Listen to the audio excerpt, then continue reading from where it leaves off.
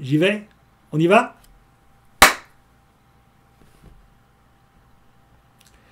Alors voilà, on y est.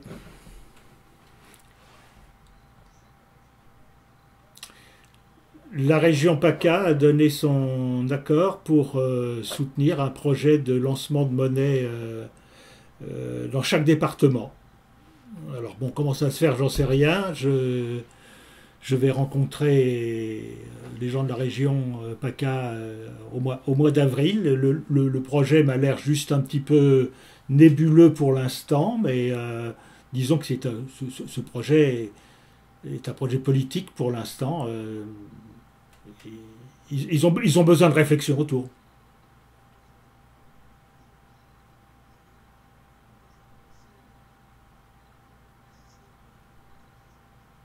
Oui.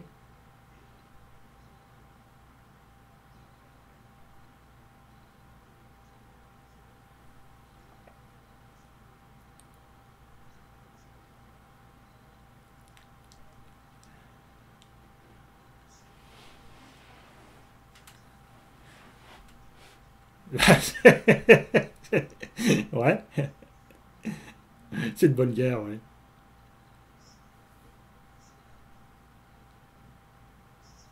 Comme modèle.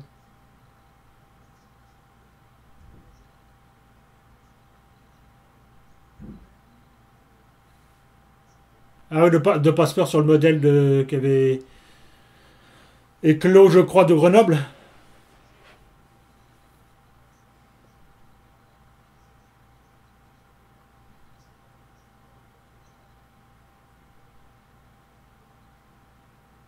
Ah d'accord.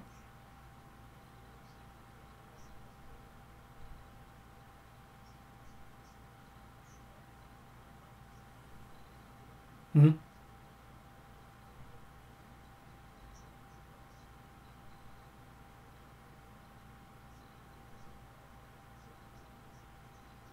D'accord. Ok. Très bien.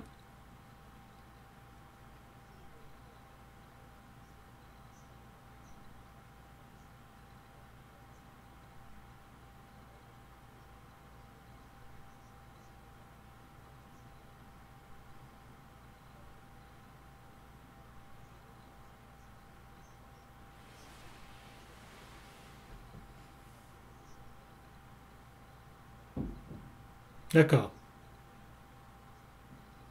Ah d'accord. Ok.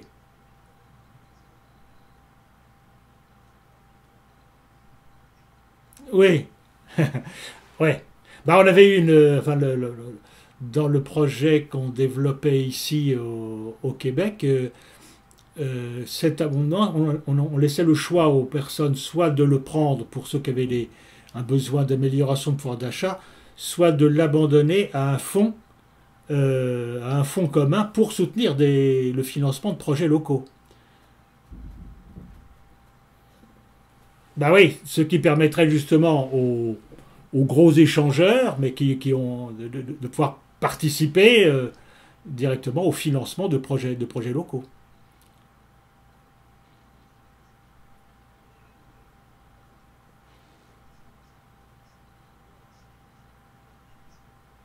Oui, oui, oui.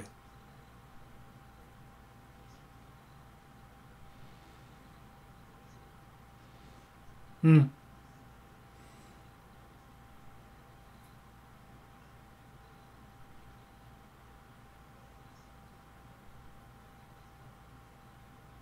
Oui, oui, c'est ça. Bah, ça, je crois que on trouve un peu cette difficulté un peu partout, je crois. Hein.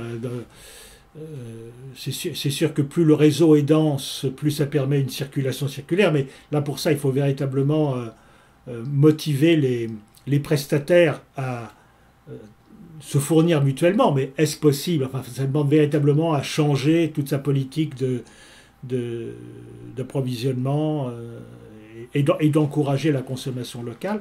Mais c'est encore pire au niveau des utilisateurs. Je ne sais pas comment ça se passe pour vous, mais en règle générale, dans dans l'expérience en France, on voit qu'il y a relativement peu d'intérêt de la part des populations à utiliser les monnaies locales, comparativement aux prestataires.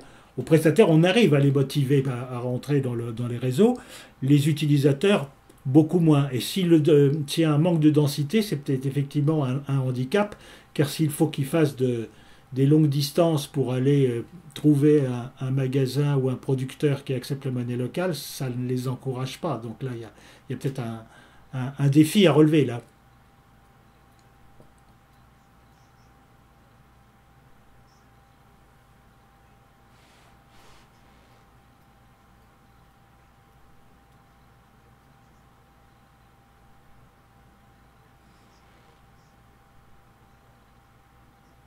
Ben oui. Ouais.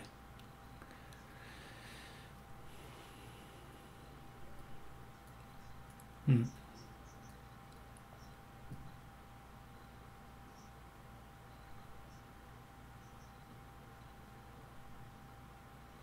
Ouais, ouais. Non, alors là justement, en règle générale, selon mon regard, il y a un déficit d'éducation populaire, je dirais, ou d'animation à l'intérieur des réseaux. Je comprends très bien que très souvent les réseaux fonctionnent sur la base du bénévolat et que bah, on ne peut pas demander à des gens de s'investir au-delà de leurs possibilités, parce que ça demande des moyens humains quand même importants, c'est-à-dire de faire justement un travail de fond sur l'outil de transition que représentent les monnaies locales complémentaires, pour vraiment ne pas les utiliser comme des euros, mais comme un outil de transformation de nos comportements sociaux et économiques, quoi, pour aller vers une société beaucoup plus durable, beaucoup plus équitable, beaucoup plus coopérante.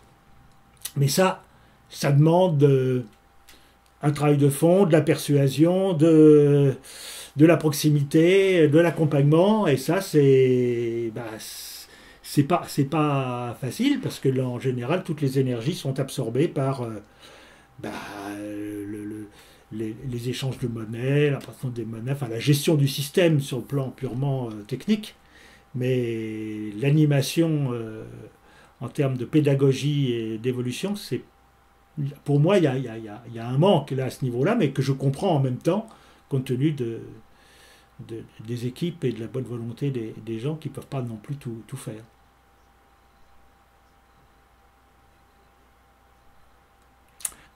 Grâce au subside de la région, grâce au soutien de la région.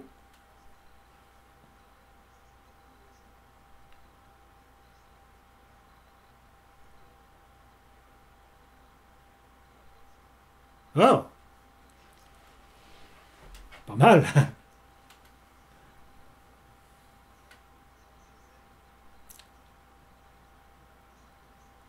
Ah, très bien. Ok, très bien, bravo, bonsoir, bienvenue, content de faire votre connaissance.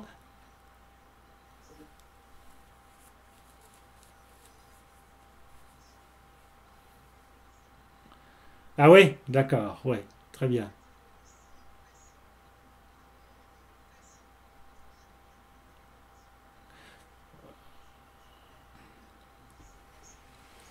Absolument, ça de toute façon, c'est bien pour démarrer, mais dès que les choses commencent à prendre un peu d'ampleur, il va bien falloir adopter d'autres méthodes. Ouais, ouais. Bon, les paiements par téléphone maintenant sont quand même bien développés, bien sécurisés. Enfin, là maintenant, on peut envisager de passer sur des paiements par téléphone, par exemple. Hein. Hmm. Très bien. Oui, théoriquement, ou alors avoir l'agrément de la Banque de France, quoi. Hein, c'est-à-dire que là, il y a un dossier d'agrément à remplir, parce que là, dès qu'on passe dans les monnaies numériques, là, c'est différent.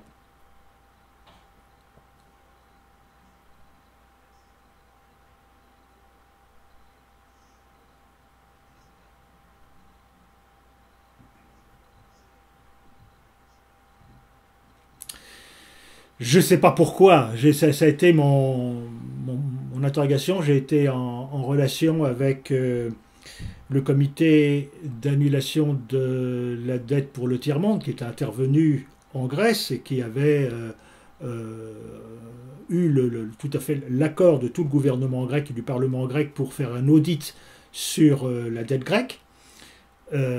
Conclusion qui avait été sans appel pour eux. Hein, pour eux, c'était une dette odieuse et illégitime. Donc déjà, Tsipras aurait pu invoquer le droit international et demander une suspension, un moratoire sur la dette, le temps d'éclairer, d'aboutir à l'enquête pour savoir si la dette ou quelle partie de la dette était franchement odieuse et illégitime. Ça, déjà, il n'a pas donné suite, il n'a pas utilisé cet outil.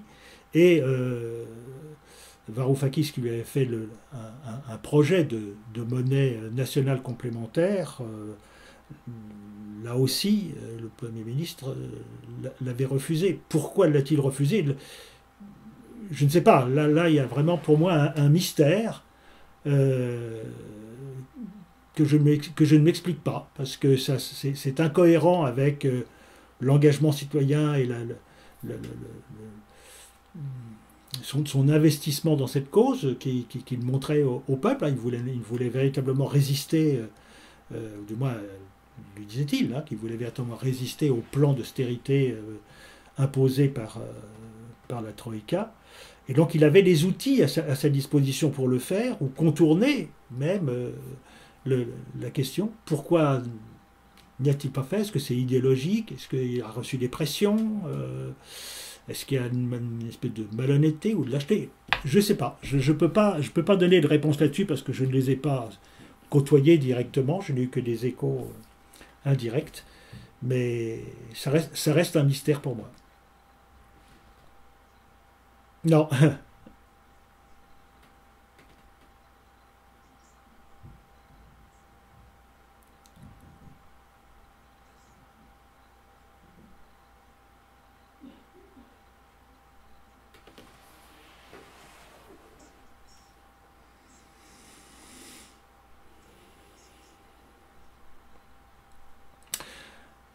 Alors ça dépend.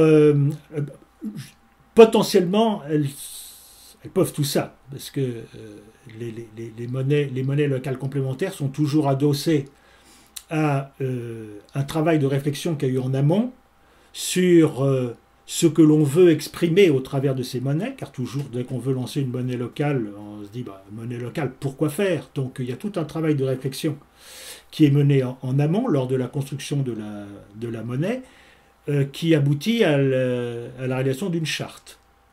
Et cette charte exprime, en général, donc, les valeurs qu'on veut promouvoir au sein de la communauté. Et les personnes qui vont rentrer dans le réseau, qu'on soit prestataire ou utilisateur, vont signer cette charte. Donc théoriquement, elles disent par cette signature leur adhésion à ce projet. Donc il y a un véritable projet de société sur lesquels les monnaies locales s'appuient. Maintenant, comme je le rappelais tout à l'heure, il y a tout un travail d'animation, d'éducation populaire et, encore une fois, oui, d'animation pour permettre à ces valeurs d'être incarnées. Car si on utilise uniquement les monnaies locales pour faire ses achats auprès de prestataires qui l'acceptent et que ça se limite à cet acte économique, ça risque de ne pas aller loin. Donc il y a un véritable... C'est un simple support, en fin de compte, c'est là d'ailleurs l'intérêt souvent d'avoir une monnaie papier, ne serait-ce qu'au départ, parce qu'on fait passer sur ce petit billet des symboles, des représentations, et puis ça devient un signe de reconnaissance, de se dire « Ah, je suis engagé dans cette belle expérience humaine », ça me rappelle, même moi en tant que simple utilisateur, quand je vais sortir ce billet de ma poche, je me dis « ce n'est pas de l'euro ». En faisant ça, j'ai signé une charte et je me suis engagé à soutenir des valeurs que j'ai envie de voir grandir dans la société. Comment moi, je vais les incarner. Et donc ça me rappelle, chaque fois que je sors ce billet de ma poche, ça me rappelle, c'est une espèce de pense-bête que je dois avoir dans mon attitude, une posture différente dans ma relation avec le commerçant ou le producteur, mais dans ma relation avec mes voisins, avec les autres membres de ma communauté, et un rappel aussi sur le fait que la finalité, c'est pas uniquement d'acheter quelque chose avec cette monnaie, mais de véritablement mettre en œuvre ces valeurs. Donc, après, là, c'est l'humain. Est-ce que les humains que nous sommes aujourd'hui, allons avoir assez de conscience dans cette expérience pour faire l'effort de nous informer d'une part sur qu'est-ce que c'est que la monnaie, qu'est-ce qu'elle devrait être fondamentalement, comment je peux contribuer à la faire évoluer, comment dans ma pratique courante, dans mes achats au quotidien, je peux mettre une autre réflexion sur ma consommation, comment je peux repenser le travail, la richesse, bref, quelles vont être les pierres que je vais apporter à l'édifice.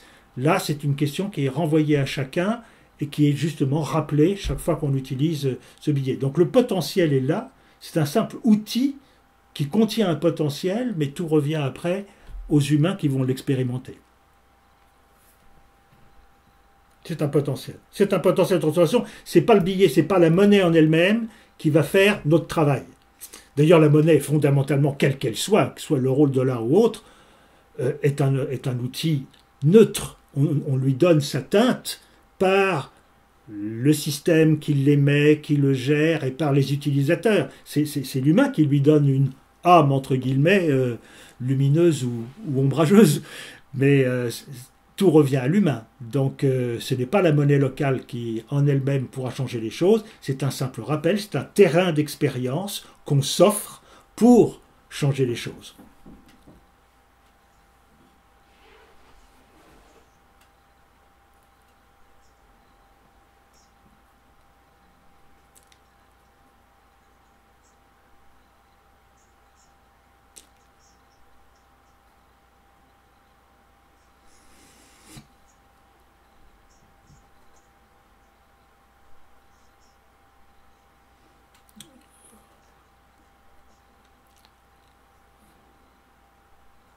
Oui, oui.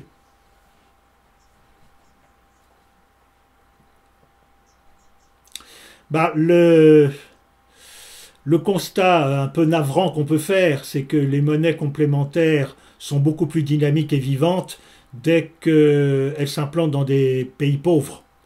Il faut croire qu'aujourd'hui, on est encore trop conditionné et trop riche, je dirais, dans une mentalité de riche. Hein, on est dans des pays riches où, mon Dieu, on n'a pas encore suffisamment payé avec la crise que nous venons de vivre pour en apprécier, pour comprendre qu'on a véritablement quelque chose à faire pour faire évoluer ce monde. Alors tout ça, cette réflexion, elle est au cœur de quand même beaucoup de personnes, beaucoup d'associations, et quand même pas mal de personnes qui tous les jours se posent des questions là-dessus, mais ça ne touche pas encore suffisamment l'ensemble de la société pour que les gens voient dans cet outil, qui est d'ailleurs encore très mal connu par beaucoup, voient dans cet outil la possibilité de changer les choses. On est tellement conditionné dans notre culture occidentale à être des consommateurs et à ne rechercher en premier que qu'est-ce que j'y gagne tout de suite, qu'il est difficile de comprendre que l'intérêt au travers des monnaies locales est plus un intérêt indirect. C'est en prenant soin de ma communauté que je vais prendre soin de moi-même et de l'avenir de ma famille et de mes enfants. Cette façon de penser indirecte n'est plus dans notre culture. On a été vraiment éduqué à voir mon intérêt personnel tout de suite, qu'est-ce que j'y gagne tout de suite, et le Québec ne fait pas exception là-dessus, on a les mêmes difficultés.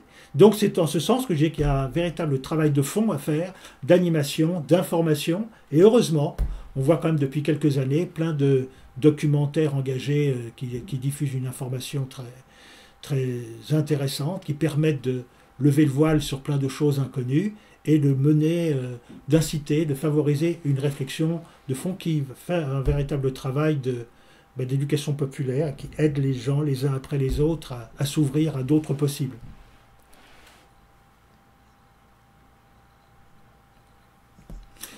La même chose.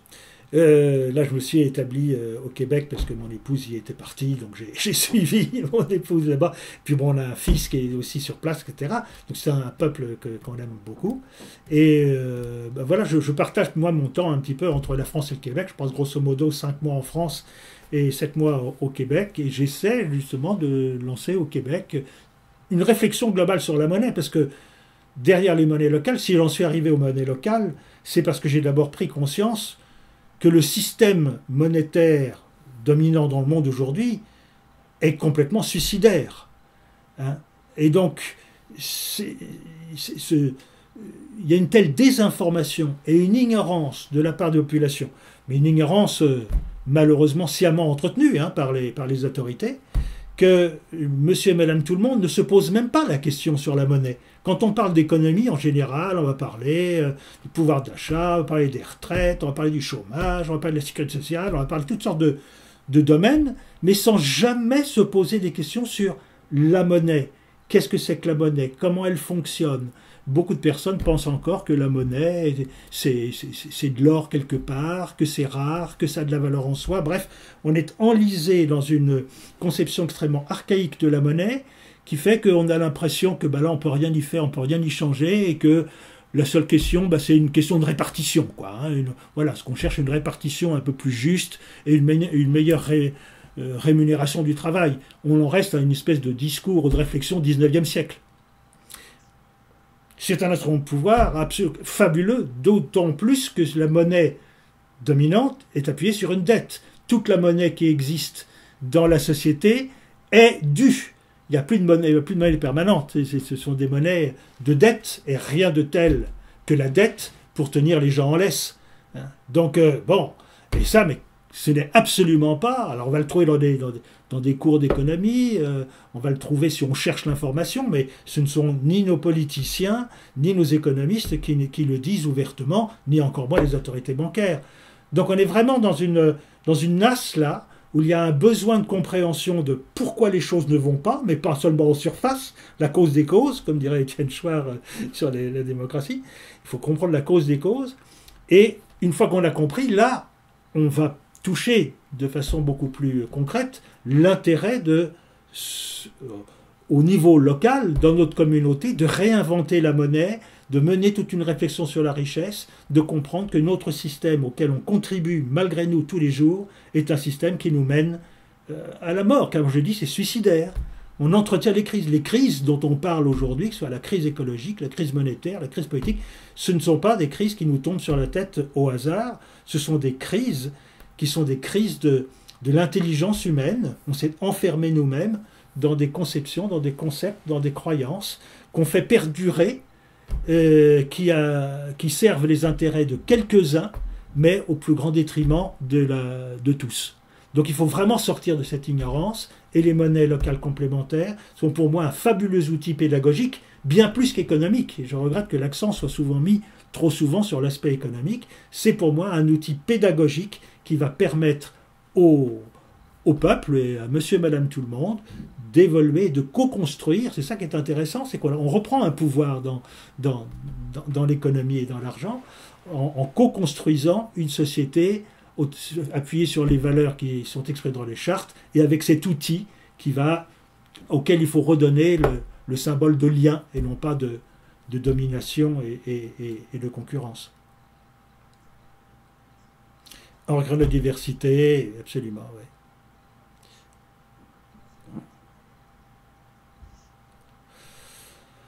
Eh bien, on va le mettre sur YouTube.